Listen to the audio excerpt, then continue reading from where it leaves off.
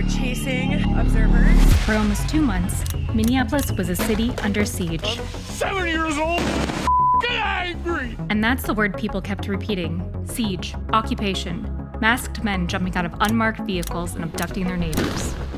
Last December, the Department of Homeland Security deployed 3,000 federal immigration officers to the Twin Cities for Operation Metro Surge. Less than 2 months later, federal agents had shot 3 people, killing 2, Renee Good and Alex Preddy.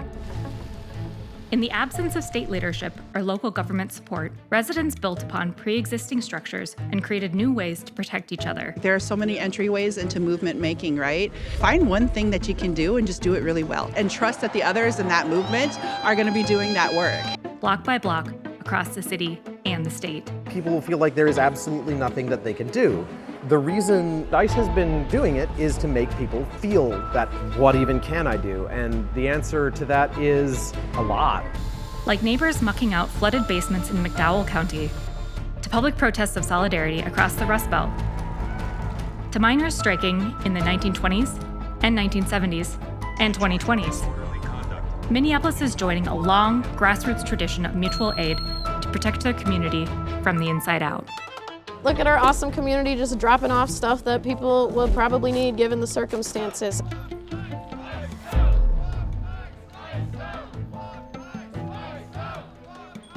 We've been saying this whole time, like, why is the dildo shop doing more than the elected officials that have our tax dollars? What up with that? We have kind of turned into a mutual aid hub in Minneapolis after really increased ICE presence, after Renee Good's murder and Alex Preddy's murder. Basically, we were like watching this unfold on our doorstep. The neighborhood where George Floyd was murdered is about 2 miles from us, maybe. The precinct that burned is about 1 mile from us. My childhood home is a couple miles away from Philando Castile's murder site. I also lived a block from where Winston Smith was murdered. We are maybe a couple miles from where Renee Good was murdered. We're about 1 mile from where Alex Preddy was murdered. It's not new to Minneapolis. You know, for one thing, this is no longer a political issue. This is a moral one. And as a person of faith, so somebody for myself who is Native and Christian, right, is the understanding that of how we are all connected, because I absolutely firmly believe God is a part of all of us, right? And that's what then makes us kin. That's what makes us connected. The difference between now and 2020 is that I think people have recognized us, but as people of faith, just being out there so that they just keep walking up, right? And there's this deep need for just not even spiritual care, just care. We met Dr. Kelly Sherman Conroy at a protest outside the Whipple Federal Building, home to the ICE field office and a temporary holding site for both documented and undocumented residents detained during Operation Metro Surge. You are directed to disperse from the area.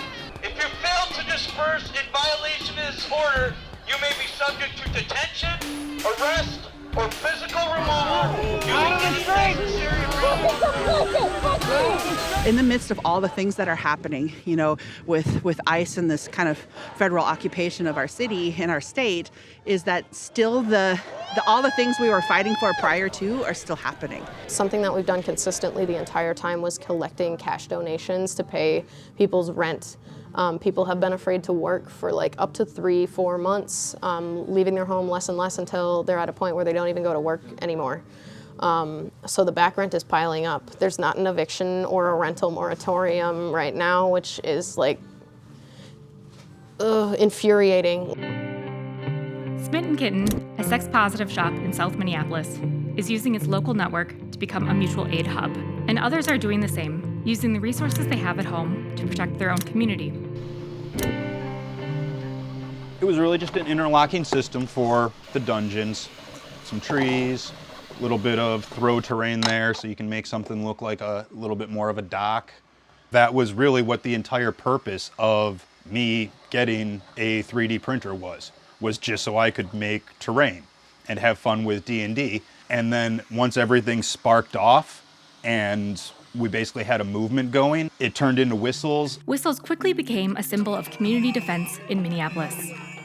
Cheap and easy to produce across a decentralized network of 3D printers, residents are using whistles to alert neighbors to the presence of federal agents conducting immigration raids. I'm in a group of about 120 different people, printers. I'm seeing orders of like 300 whistles and 50 eye washes going out almost every hour, every 2 hours.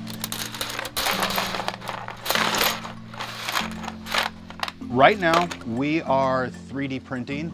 We've got a couple of these guys coming out. They're eye washers that we've been printing up for people who are out on the front lines if they're going to be in an environment that could be caustic. This allows them to go from a bad state to a better state. And we're seeing here the use pepper spray and the firing of pepper balls. This 3D printed eye wash cap fits on the top of an ordinary water bottle, allowing people to quickly flush chemical irritants from their eyes.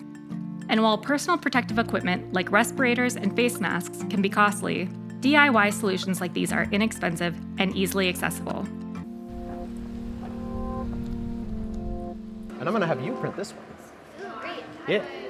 I'll show you. So you start with a flood. Gentle for the flood.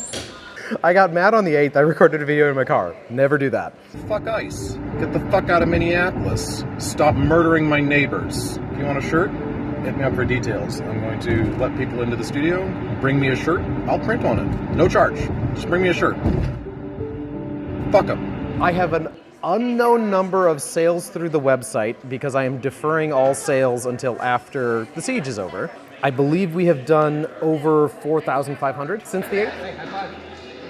Yeah, that's exactly. The thing that is really resonant about this, aside from the fact that folks are bringing something of theirs and getting a message that resonates with them on that thing of theirs that they're familiar with, is they are doing something. And the folks who are volunteering here, they have the opportunity to do something. They are contributing to an activity, a thing that is going forward.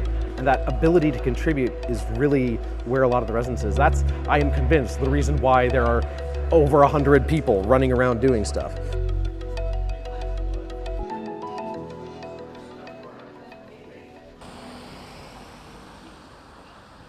On January 24th, 2026, Alex Preddy, a Veterans Affairs ICU nurse, was shot and killed by Customs and Border Control agents in South Minneapolis. 1 week later, thousands of cyclists took to the streets to bike in solidarity against federal immigration raids. Today across the world, from Minneapolis to Milwaukee, Anchorage to Miami, Sydney to Rome, we are global. We pedal for Preddy, we pedal for peace. So today, January 31st, as we ride in unity, let us remember why Alex Preddy was out on the streets in Minneapolis in the first place. Children are being terrorized in Minneapolis. Kidnappers force neighbors to stand guard as students are rushed into their school buses. My name is Dr. Swenson, and I had the pleasure of working with Alex in the ICU at the VA. When I met him, he was well known for defending medical residents in the ICU and for teaching us. I was always thrilled when he was taking care of my patients because I knew they were in incredible hands, and I trusted Alex with their lives.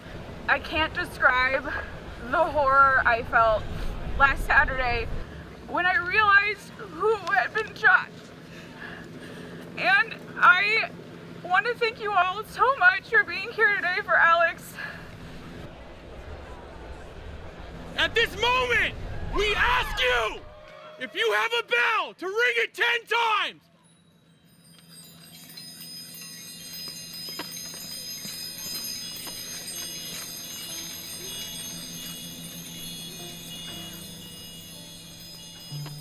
It's hard to explain exactly how it feels to live here right now. I'm wearing like a bulletproof vest lately because we live in America. Like, not only is there ICE outside, but I'm more worried about like right-wing extremists like pulling up into our neighborhood to do their little Call of Duty fantasy. If there is another person, they are your neighbor. And if they are your neighbor, they're you.